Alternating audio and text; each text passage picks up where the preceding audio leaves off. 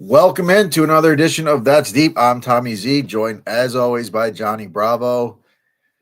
Another good card for us last week, Johnny. We were catching a lot of tickets. We hit a lot of dogs.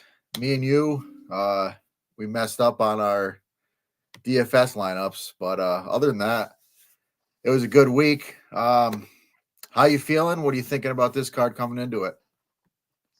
Yeah, good card last week. Hit some good plus money spots. Messed up on the DFS lineups, but that happens. And yeah, this is an interesting card where Cody Brundage and Julian Marquez is the co-main event. So yeah. Yeah. Now, So I guess we can expect to finish in that fight, but man, that's crazy to see that as a that co-main is event in 2025. But yeah, I'm interested to see. This is a card. I feel like there's a lot of live dogs here, so kind of curious to see where you're at on this one. So it should be a fun one. Let's just jump right into it here. Our first fight is in the. If it's no, it's not going to pull up for me. Hold on. Why is that? Well, it's in the women's flyweight division. If I could get it pulled up here. And there we go. We're rolling. We got Montana De La Rosa taking on Luana Carolina. This is an interesting one for me. Carolina, she is a good striker. We have seen her get taken down in the past. She has decent takedown defense on paper. Montana De La Rosa, a good wrestler. Her striking's come along the past couple years, but still not great on the feet. Pretty ugly fight to start tonight. But what are your thoughts on this one? yeah, low level women's MMA. So you know what that means. It's probably gonna be a split because I can make a case for either girl. Yep. Luana Carolina, good, good striker, good jab, good, long, lengthy, likes to fight, keep the distance, and utilize her jab, use her boxing. Not too much grappling. I think she can be taken down, even though, like you said, the stats don't really show it, but we've seen her before get kind of wrestled. Yeah, and De La Rosa is, she's on a kind of a rough streak. I mean, all of her fights, even though she's lost the fights, a lot of them they're kind of competitive. I mean, she's, her game is pretty much to get the grappling going, get the wrestling going. She's got good cardio, and like you said, I mean, she has made improvements in the striking department. She has some good decent striking now. I mean, this is a tough one for me. I want to take De La Rosa here just because I think it's a coin flip and it can go either way. So yeah, but I could see Carolina winning just because De La Rosa is not that good. So hold on, what's going on here?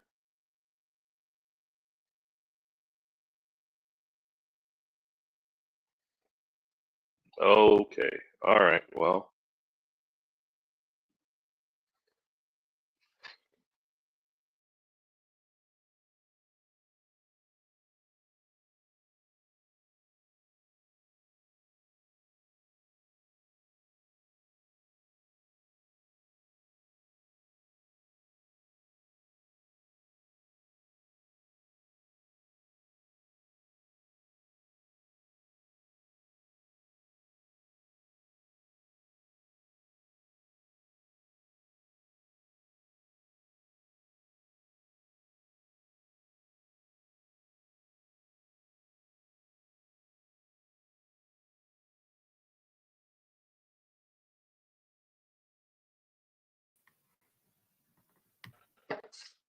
Yo, my Whoa, my technical computer difficulty. just Was that yours? it Or just died. Just like oh reset shit, I on me. thought it was me. Yeah, Nope, that it kind of was tripped me. me out. That my Yeah, whole so everything just went black. So all we're right, well back we're now, I back. guess. Yeah, so I mean, this fight I could see it being super close. I wouldn't rule out the split here. I could see either girl. If De La Rosa gets the takedowns, then I could see her winning here. But on the feet, I think it's Carolina all day. So I don't know. I'm going to lean the dog here and probably a close split decision. Yep, I'm right there with you. If De La Rosa does get the wrestling going, I think she's definitely got a huge advantage here.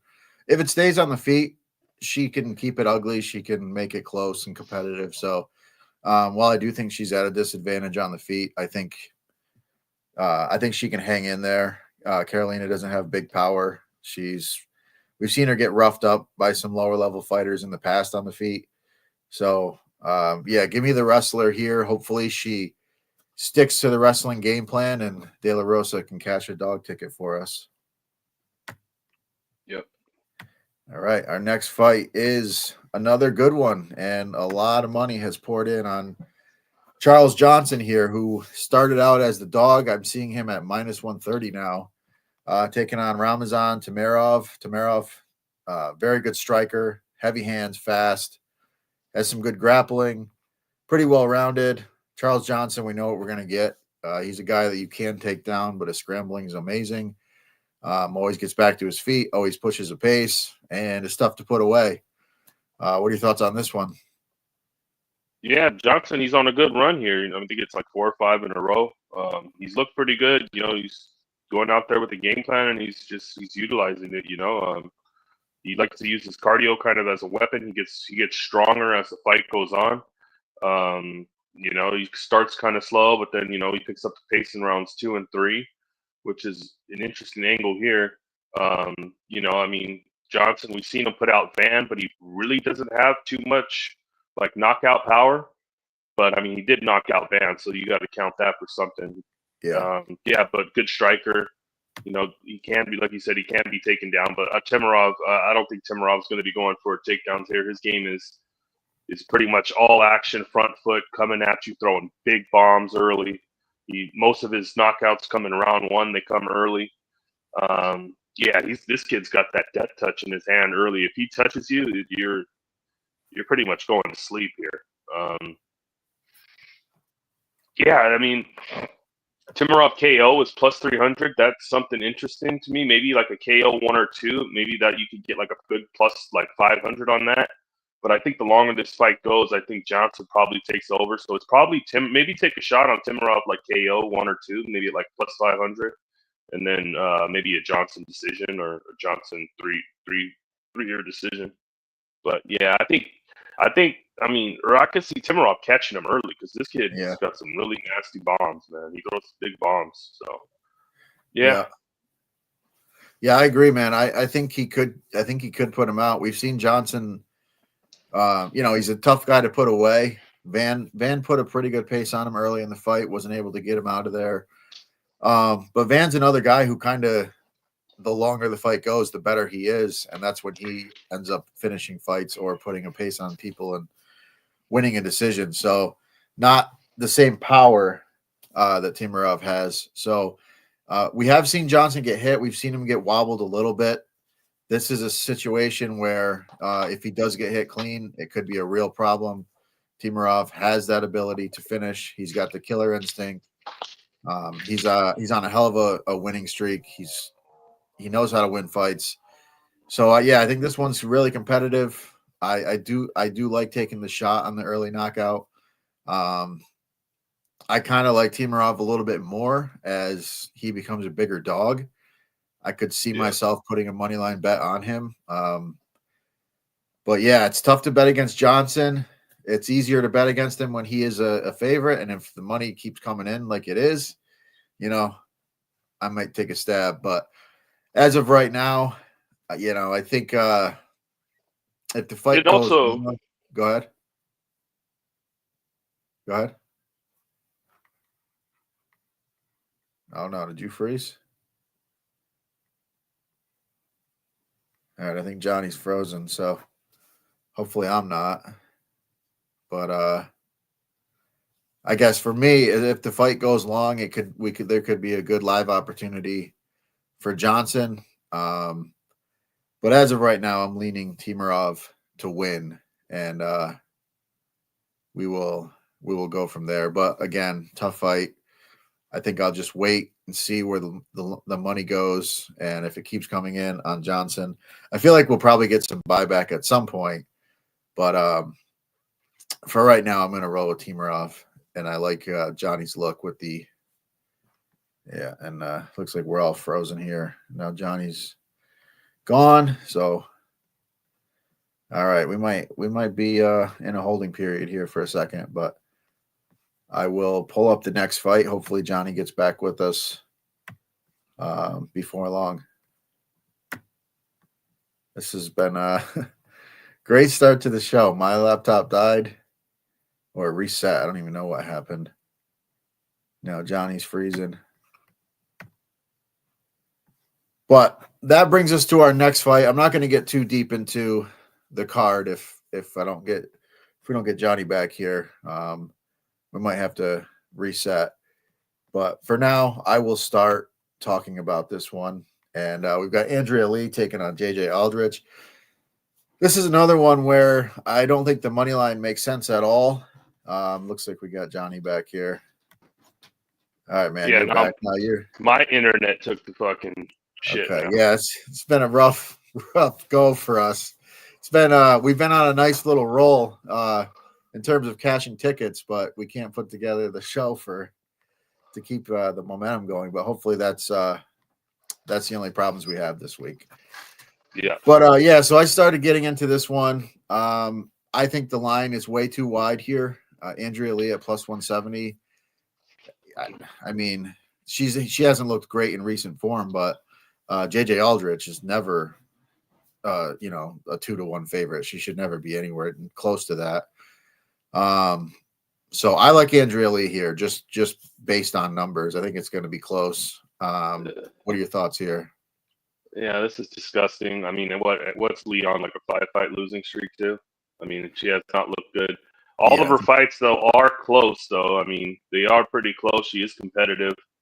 So I mean, she's a good striker. I mean, she got that going. I mean, I like her striking. It's decent. And Aldridge is another one that never really puts a stamp on any kind of fight. Every fight seems to be a close fight. So yeah, I don't mind the dog shot here, but I think Aldridge probably sneaks it out. So it'll probably be Aldridge by decision for me. But yeah, this is a gross one. Another gross one. Yeah, for sure. Yeah, and Aldrich by decision, that's literally the only way to bet her. Yeah. I don't see her finishing this fight by any stretch. I mean, I don't see either one of them finishing. I actually put a bet on Lee already, and I kind of wish I just bet her by decision just to get, I probably would have got closer to 250, but it is what it is. Plus 170. I think it's worth a shot. I put a little over a half unit on it. And yeah, it is what it is. I just think the fight is just going to come down to the wire and probably not going to be overly exciting. But if I can cash a dog ticket, 2 dog tickets early on the card here. Actually, technically, I guess I would be on 3 dogs if Timarov won. So maybe get a couple of them home. But yeah, it's an ugly fight, and we can move on. Next fight is in the featherweight division. We have Danny Silva taking on Lucas Almeida. Almeida's a guy that I've, in the past, I've kind of had some high expectations for. He does have some pretty good skills. He's got some power, well-rounded guy, but he just, I don't know, just doesn't seem to have it all together at the UFC level as of now. Danny Silva, guy had a fun competitive fight on the Ultimate Fighter Contender Series. Came into the UFC, nice debut, high volume. He's gonna take some shots. He's gonna give some shots, but he's gonna keep pushing forward. He pushes a high pace. Pretty durable kid. Looks like he's got a pretty bright future. I see you're off camera. I'm not sure if you're there or not, but if you're there, what are your thoughts on this one? No, he's coming back here. Yeah. All right, there you are. My internet's bugging out, bro. Yeah, that sucks, man. Yeah. But yeah, so I was just saying Danny Silva fought on the Contender Series, looked good. High volume fight, high pace fight, came into the UFC, same kind of deal. taking on Almeida, who's, he's kind of been a little bit down in the UFC, but he does seem to have some talent, but hasn't put it all together yet. But what are your thoughts here? Yeah, Danny Silva, high volume, high pace. We've seen since in his fights in his contender series fight, he put almost over 200 strikes up. He likes to put the pace on guys. He did miss weight. I think he missed weight in his last fight. Yeah. So yeah, this is one to maybe watch the scales. I think he's probably the better striker here, but Almeida, Almeida's tough. He's kind of a tricky guy. He's a good kickboxer, and he kind of comes to show up when as a dog like this sometimes, I know he cashed in his last fight against Kwamba. I was on him in that fight.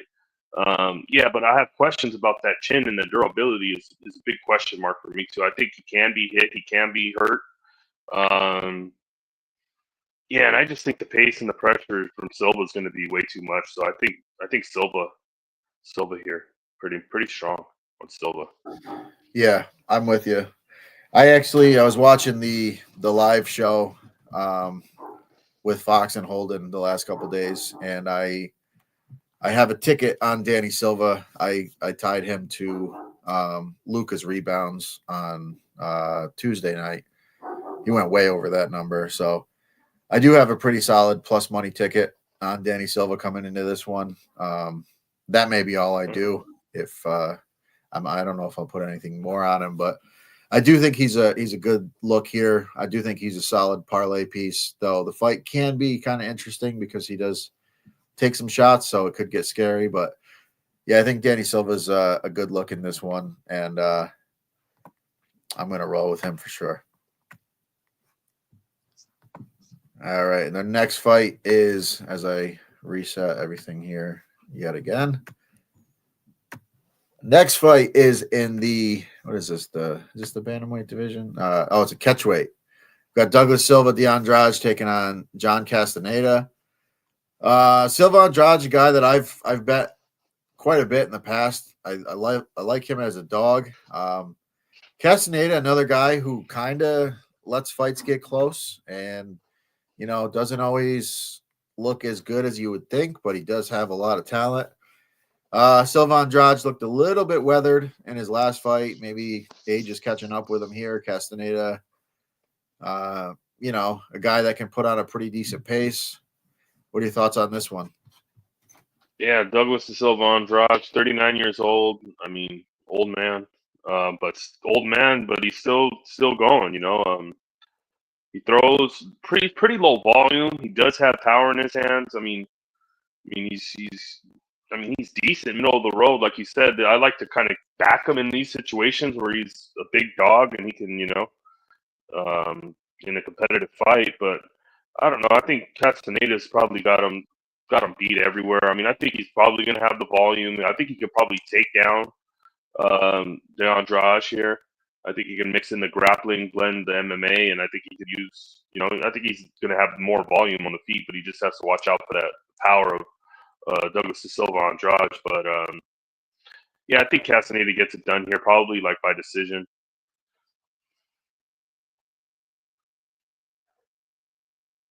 Yeah, I like the decision look as well. And I agree. I think Castaneda gets it done. I just think he's got more ways to win optically. He, De Silva looks tired at times in fights, and this could be another situation where basically if Castaneda just minds his P's and Q's and just kind of sticks to a game plan and doesn't overexert himself, he should win this one. Oh, the dog's barking. Yeah, he's losing his mind up there.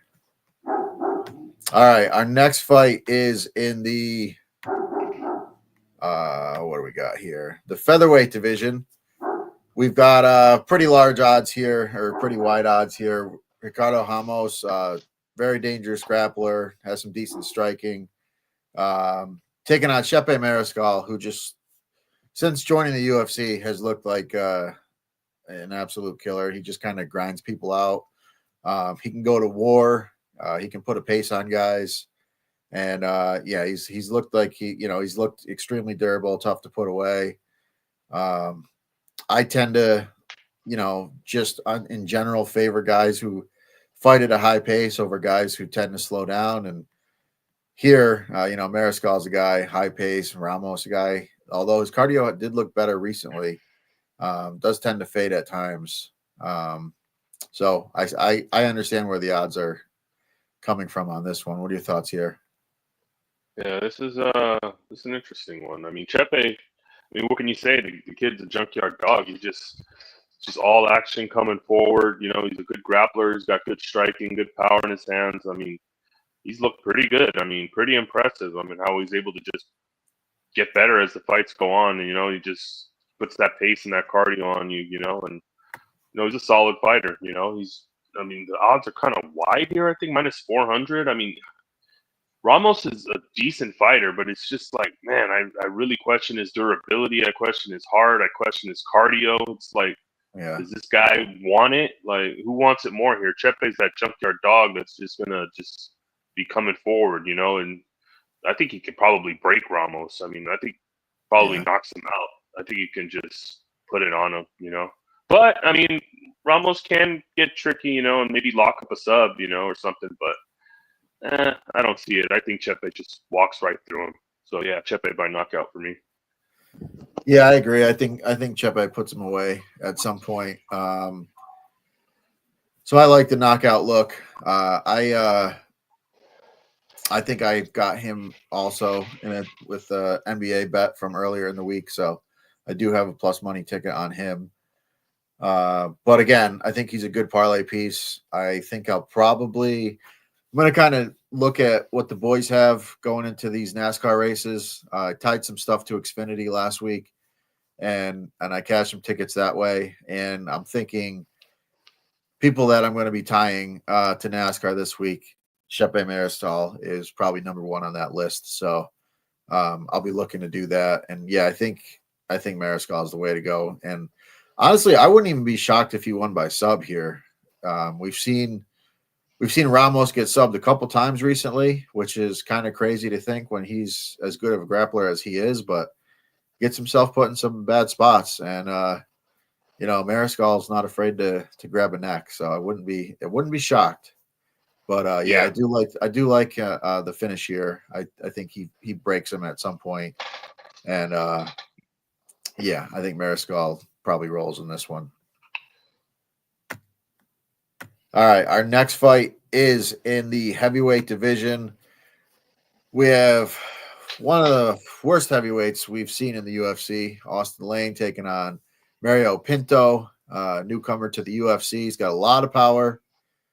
He's 9-0. He's fought some lower level competition, which is what we see a lot of times with these heavyweights that come in with some good power.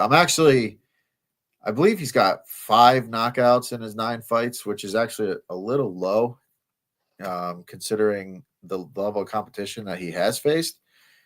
But Austin Lane is a guy that can be cracked. He's got the ability to grapple. I wouldn't say he's got good grappling, but we saw him out grapple a striker in his last fight, a striker who can't grapple at all. I'm interested to see what you have to say on this one. I honestly could see this one being an ugly fight and just go long. And I'm debating on betting the overs, but I kind of want to see what you have to say. So, what are your thoughts on this one? Yeah, this is an interesting one. I mean, Austin Lane is just not very good. He sucks. I mean, we see. Yeah, I mean, he got the win in his last fight, but it was against Robelis de Spain, who, I mean, Augusta Win can take that guy down, Right. Yeah. And I mean, he didn't show anything outside of other than just taking him down and pretty much just holding him down. Showed nothing really on the feet. I mean, he does have a little bit of pop in his hands. I would say that big athletic guy, former football player. But yeah, the cardio sucks. I think his chin can be touched. It's just not a guy I want to put my money behind. You know what I mean? Yeah. And this Pinto guy, I mean, from what I've seen, I mean, he looks pretty good. I mean, he's got some decent striking. He's got big power in his hands. Seen him go 5 rounds, against a guy who was trying to take him down. for like 5 rounds straight, and he was able to defend the takedowns, and he went the whole 5. So I mean, I think the cardio is good. That's not really a concern for me. Yeah, and I think if Lane grapples, I think he probably grapples early, and then he probably just fades out. And it's not going to be like a Despain, He's going to really have to work for these takedowns. You know what I mean? Yeah. He's going to really have to work. So yeah, I mean, I think Pinto probably finds a kill shot eventually at some point and puts him away. Yeah, I like Pinto probably, but yeah, maybe like a 2-3 KO instead of a 1-2. Yeah, that's what I was thinking.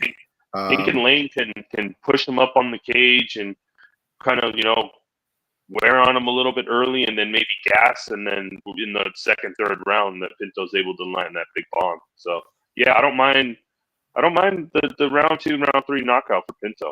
I might bet that it'll probably be a better number than the 1 or 2. So yeah, that's kind of where I was leaning.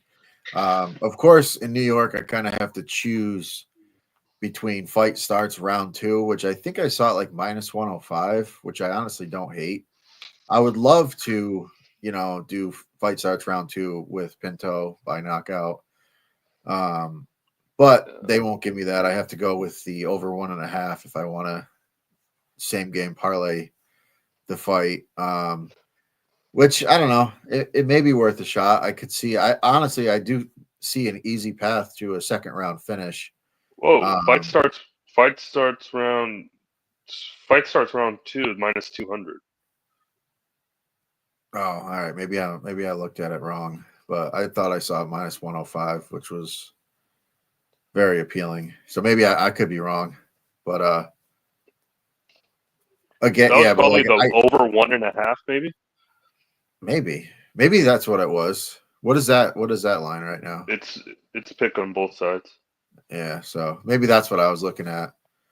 But I would like to do fight starts round 2, and with the knockout, but I can't same game parlay that. So I would have to go either, I would have to pick and choose. I think round 2 KO, which I kind of like. I do think the round 2 KO by itself is live. But yeah, I just my hope for this fight is Lane comes out, tries to grapple, maybe even gets a takedown, and then fades. That's actually exactly what I thought he was going to do against Despain, because I thought his cardio was so bad that even though Despain's really bad, Despain's cardio is just Despain after the first takedown, he literally threw like 5 punches the rest of the fight, and it was it's just you can't gas out against a guy like that. He throws nothing.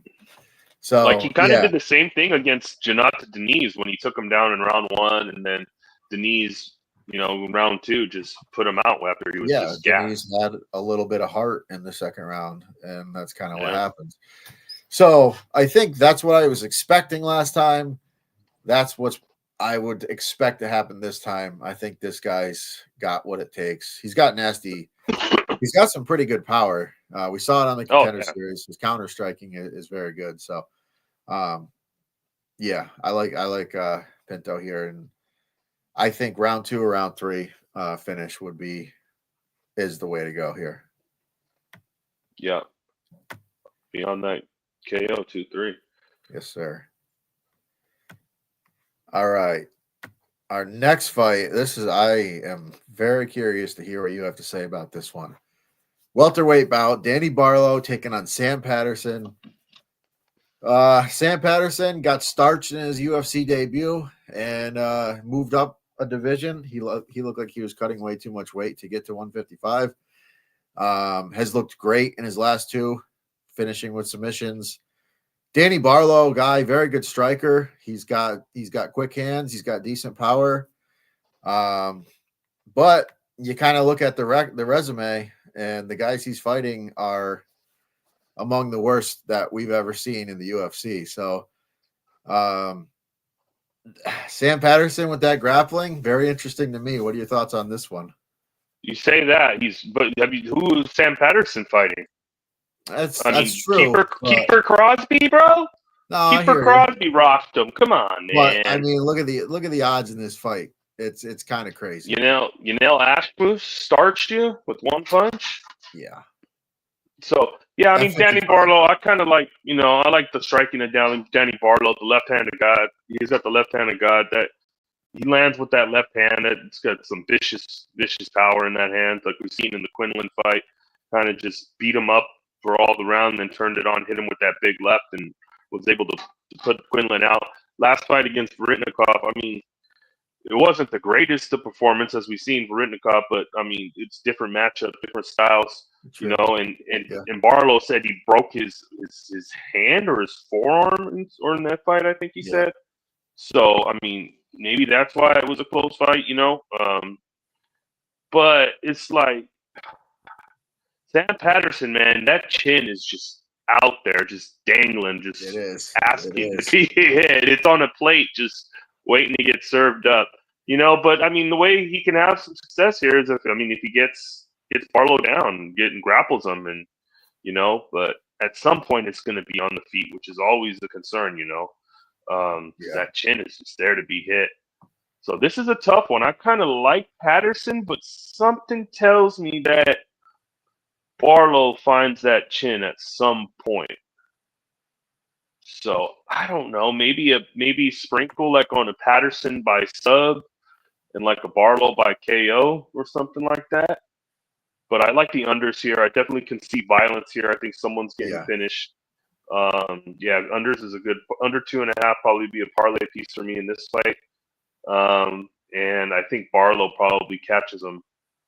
And I think he could catch him early too, because that chin is just there, and that left hand hits that glass chin. It's gonna be over.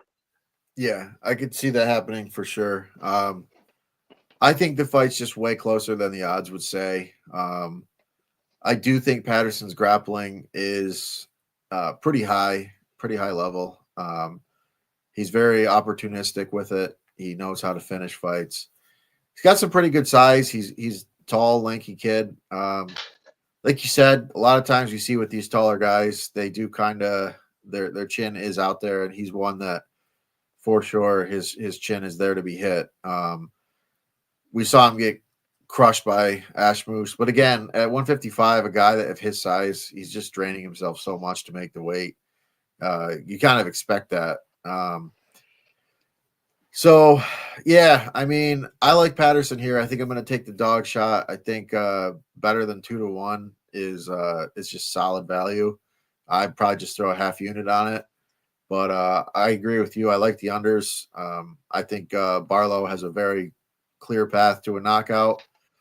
I think Patterson has a decent path to a submission.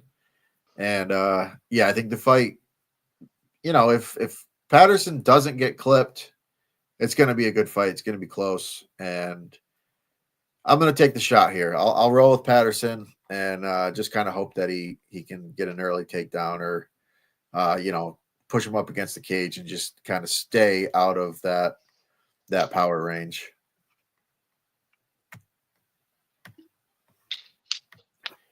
All right, our next fight is in the featherweight division.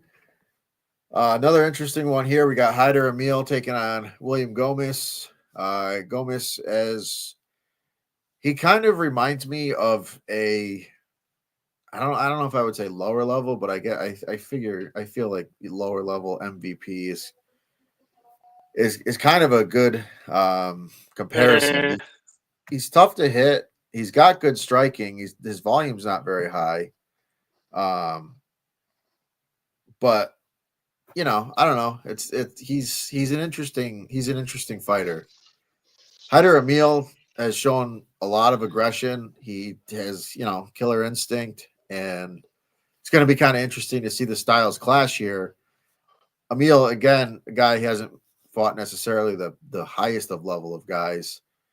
So, how does that aggression play against a guy like Gomez, who's tough to hit and keep a good distance? So, again, another interesting one here. What are your thoughts on this one? Yeah, this is, like you said, William Gomez. I wouldn't really compare. Did you compare MVP? No. He's more of like, he's just like one of these technical French kickboxers, low volume, technical, hard to hit. It's hard to find him. He's not going to be in the pocket very long. He moves fast. I mean, he's got good takedown defense. He's a solid, well-rounded fighter. He's just low volume, technical. He's going to want to stay on the outside and use his jab and utilize his reach and to his advantage here.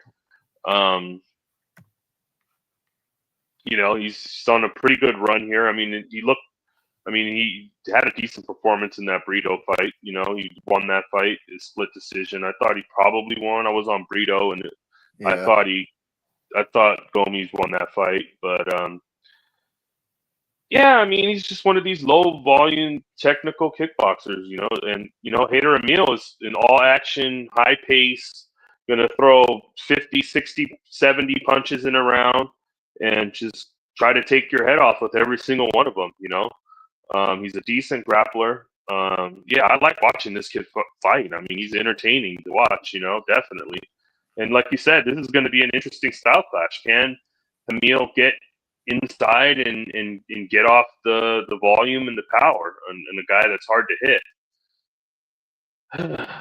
I think this could be, I'm going to take the dog shot with Hader Emil here. I'm going to think he gets in close, and I think he's going to be able to just outland him, outvolume him if he can find him. But that's always tough with Gomes because he's so hard to hit. But I think eventually he's going to be doing a lot more than Gomes. I'm going to take Hader Emil here as a dog shot for me. Yeah, I like it. I'm right there with you. Sometimes the aggression can be enough to win fights, and I think this could be another situation where his pace... Emil kind of fights. It's similar styles to Brito. I think Brito is probably a little bit more powerful, maybe a little bit more grappling eccentric. You know what I mean? But Emil can grapple. I think. That fight was pretty close. I could see this fight being close too. So right. Yep. Same deal. And yeah, the aggression, the forward pace, the forward pushing, and I like it. I like the dog shot here. Same reason. Can be frustrating because Gomes can just, keep the distance and kind of fight at range and make it frustrating. And I can see him winning that way. But if Emil gets going and he lands a couple big shots, I like it. I think he's live all the way through, and I think he's got the cardio to go. So yeah, I'll lean the dog here, and I think his pace and volume might play out. Yep. All right, that brings us to our next fight, and this should be another high-paced fight here. We've got a lightweight bout between Nasrat Haqparast and Esteban Ribovics. Ribovics is a guy who I've been a fan of since joining the UFC. I cashed a nice dog ticket on him in his last fight. Nearly got put out in that one, but was able to survive. And he's another guy that puts on a crazy pace. Taking on Haqparast here, who of late has actually put up some pretty good volume in fights. He's always been a pretty solid lightweight, kind of hanging around that top 15, never really cracking the top 10 and, being a real contender, but a guy that's a really tough out, and he's fought some of the better guys in the division. What are your thoughts here? Yeah, this is a fun one. Ribovics we've seen in his last fight at the Sphere against Zellhuber. What a crazy third round. He landed like 70 plus strikes. He's all action, high volume, high pace striker. He's got good power in his hand. He's another guy that gets better as the fight goes on, I think, as we've seen in his last fight. Nasrat is a guy who's kind of, I think he's a little underrated. I think I kind of like his striking style. He's a good striker. He's a good fighter. I think. He's been around a while. He's fought a lot of good guys. Yeah, he's solid. This is going to definitely be a fun one. Before tape, I thought I would like maybe the line is a little bit wide here, which I think it probably is. I mean, I think I could see this being kind of like a close fight. You know what I mean? Like a Yeah. 29-28 either way. So maybe Hapras like plus 3.5 would be something interesting, you know. Yeah. But I don't know. I really like this Rivovich kid. He's a dog, man. And he's just got Yeah. a bunch of heart, and he like never gets tired. And he just I mean, I like what I see. I think he probably. I think he probably wins here, and this is probably a banger on the feet. Like it's going to be 1-1 going to the third, and who wants it more? You know what I mean? Yeah. And I think Rivovich gets it done, but I don't mind the plus 3.5 on Haparas. Yeah, I was thinking maybe like a Rivovich and over 1.5 when we're able to bet that. I might bet that, Yeah. and I think you can even bet the Haparas plus 3.5 too with that. And still Oh you yeah, can for win, sure. win them. You can win them both. Yeah. If you want to get fancy like that. But yeah, super close fight. Think Rivovich wins, probably by decision, over 1.5. Yeah.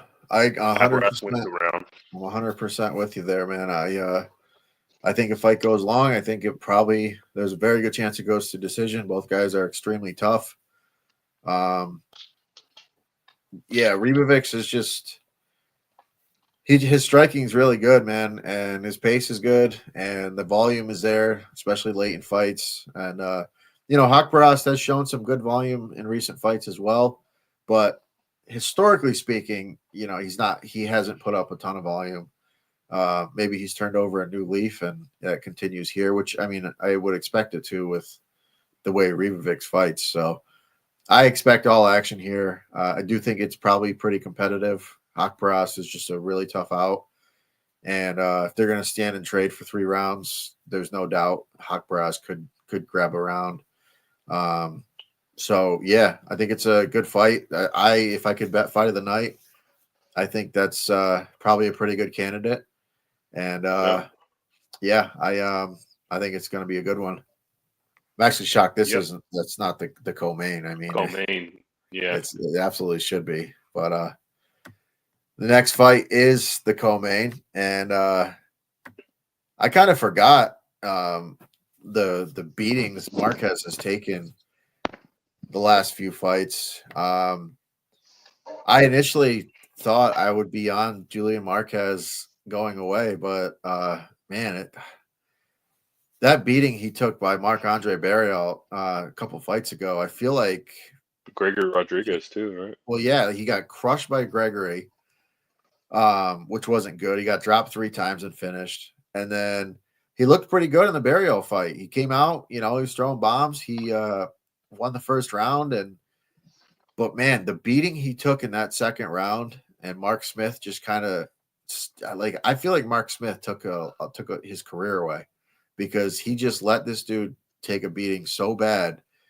that the next fight we saw, he got crushed right off the bat by Zachary Reese. And I don't know. I don't know if Marquez can take a punch anymore at this point. Taking on Brundage, who is a guy, we've seen he gets hit in the back of the head, he is going to take the out, whether it's a DQ win or whether it's a no decision or whatever. He will take the out. So a guy whose cardio is not very good, his wrestling's very strong. He has power, but man, after the first 6-7 minutes, he's a guy that is pretty flaky. Brundage is the favorite here, minus 130, minus 140 range. What are your thoughts here? I got Marquez as the favorite, minus 120. Really? Yeah. I've got Brundage over here. Well, DK had him at.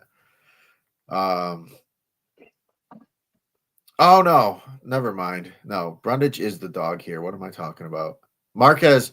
What I was thinking was Marquez. I thought was going to be value, because I think I saw him at 130, and I was like, God, he's going to be great value. But then I did the film study and remembered kind of the beatings he's taken. So yeah, Brundage is the dog here. You're right. My bad. But what are your thoughts here? Where are you leaning? Yeah, this is hard to get behind either one of these guys. I mean, Cody Brundage is like, he's a guy that I mean, like you said, he will look for a way out. He will quit. He's just an unreliable guy. I question his durability. I question his fight IQ. He's got shit cardio. Like, but he does have some decent striking and some decent power in his hands. But the guy's an idiot. The guy will pull Gilly 20 times in the fight with it not even Right. locked in or there. Like, Yeah. he'll give up position for a nothing Gilly that he almost never gets. Like, I mean, you get out wrestled by Cedricus Dumas, like, which is a pretty bad look. You know, Yeah. um, yeah, this guy just I don't know. I guess like this guy, maybe like a knockout round one for Brundage, because Marquez, like you said, Marquez. I mean, the beatings he's taken. Zachary Reese, 20 seconds starch. That second round in the burial fight just got absolutely pummeled. The Rodriguez fight just beat down. Like, this guy just might be completely gone and cooked. Marquez. He had his claim to fame when he had his couple wins and he called out Miley Cyrus or something. You know what I mean? Yeah. He had his little couple fight run, where he looked good, where he came back. Yeah, I mean, violence probably here. Maybe parlay the under here, and maybe like a Brundage round one KO or something, or round one. But Yeah. I don't know here. This is hard to get behind any.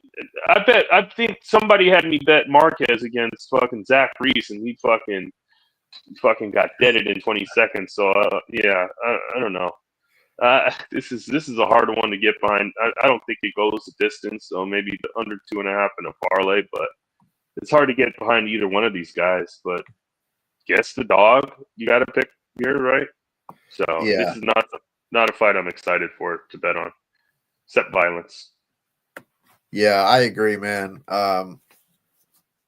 Putting my money on Cody Brundage in 2025 is something that I never would have expected me to do. But I have to at least think he wins the fight, because I don't know if Marquez can take a punch, and Brundage definitely has some big power. And honestly, the one thing that even when Marquez was kind of the real Marquez before all the beatings, he got ragdolled by Maki Pitolo for 2 rounds. Like, that's not a good look. He ended up coming back and winning that fight when Pitolo got tired. And, Marquez does have some pretty good cardio, and he's got power, and he can finish fights late. But yeah, that's not a good look. I mean, Brundage definitely has way better wrestling than Maki Pitolo, and he could ragdoll him right off the rip too. Obviously, with Brundage, even when he's doing that, he could fade, which we've seen plenty of times. He's just got no cardio, and it gets ugly. But yeah, I just think with the damage that Marquez has taken, with the power that Brundage has early, with the wrestling Brundage has early, I mean, I have to go Brundage. And I think I'll just bet it inside the distance. I think either guy here you bet inside the distance, or potentially, if in my case, if I do bet Brundage inside the distance, I'll be looking to bet Marquez live. If he gets through that first round and it looks like he's got some life, I think he probably wins the fight, because he does have the cardio and he does have the heart to go late into fights. I just don't know if the chin's there. If it looks like he's got some life and he can take a shot, and Brundage maybe puts a little too much effort into the first round, I could see myself betting Marquez live. But at this point, I'm gonna have to go with the thought that he's completely dead, completely cooked as a fighter. I just don't think the chin is there. So yeah, let me roll Brundage here and just hold my breath. That's kind of the only way to bet this fight. I'll probably bet the under 2.5 in a parlay. Yeah, I love that. That's that's a great parlay piece for sure. All right, that brings us to our main event, which is another. I wouldn't expect this to be a main event, but here we are. We got Manel Kape, who a couple fights ago, fought a one of the most, actually it might have been, I think that was his last fight. Very boring, low volume type fight. Taking No, on Bruno Asu Silva Al. was his last one. What's that? Bruno Silva was his last fight. Oh, that's Where right. he Yeah, knocked him out. Yeah. yeah. That was a nice little rebound for him. Taking on Asu Almabaev, who's looks to wrestle. He's got very low volume. It's crazy how low volume he actually is sometimes. But he does have really good wrestling. Kape has good takedown defense. We have seen him taken down a few times in fights, but generally speaking, pretty good takedown defense. It'll be interesting to see if Almabaev tries to open it up a little bit more. It's a 5-round fight. It's going to be interesting. But what are your thoughts here? Yeah, that's an interesting one. And you said that you wouldn't think this would be a main event. It was supposed to be Royval versus Kape. Yeah, Royval got hurt, so right. yeah, Almabaev steps in. And Manel Kape's a tricky guy, man. This is a guy, who's the explosive striker. I mean, can look good, but it's just sometimes like the guy just doesn't throw punches. Like we've seen in the Makayev fight, he just doesn't throw very many punches. When he does throw, he throws with power and he's explosive. Yeah, I mean, even coming from his fights in Ryzen, just guy was putting guys out.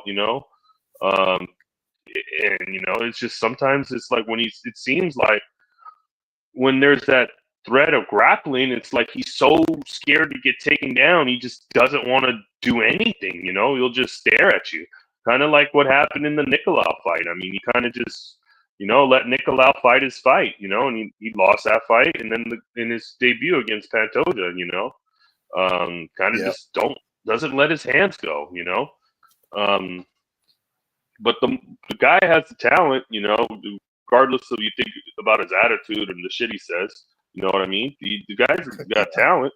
I'm yeah, like, um, he's definitely an interesting personality. Um, you know, it's just tough because sometimes you just be like, throw your hands, and he just doesn't do anything, yeah, which is rough, and Almabaev's the guy. I mean, he's high paced grappler. He's gonna go out there. He's gonna try to implement his game. Gonna want to use his grappling. He's gonna want to get takedowns. He's got his good top pressure. Once he gets it down, he's got pretty much you get down, he gets you down there. I don't know if Kop's getting back up. He's got good top pressure, good control on top. Like you said, the striking is kind of low volume. It isn't all there, and I've seen him kind of hittable when he goes in the pocket sometimes, which is yeah, something would be concerning, on the feet if he is grappling. And the later this fight goes, I think that maybe the takedowns aren't coming as easy in rounds 3 and rounds 4 because we have seen Almabaev kind of slow down in that third round, before in other fights. Yeah, this is a tough one. Like, it all depends if Kape lets his hands go, because if Kape's able to stuff the takedowns and let his hands go, I think he probably knocks out Almabaev later in the fight. You know what I mean? But if he yeah, just stares at him like he does sometimes, it's like Almabaev's probably gonna just grapple fuck him for 4 rounds, 3 rounds. yep. Yeah, this is a tough one for me. Like I've been thinking about it, and I've been deciding: do I want to take a shot on Almabaev, and then I thought it's a 5-round fight, and I've seen him slow down. You know what I mean? And it's Yeah, like, that's my only concern is him slowing down and then Kape finding that kill shot late. I'm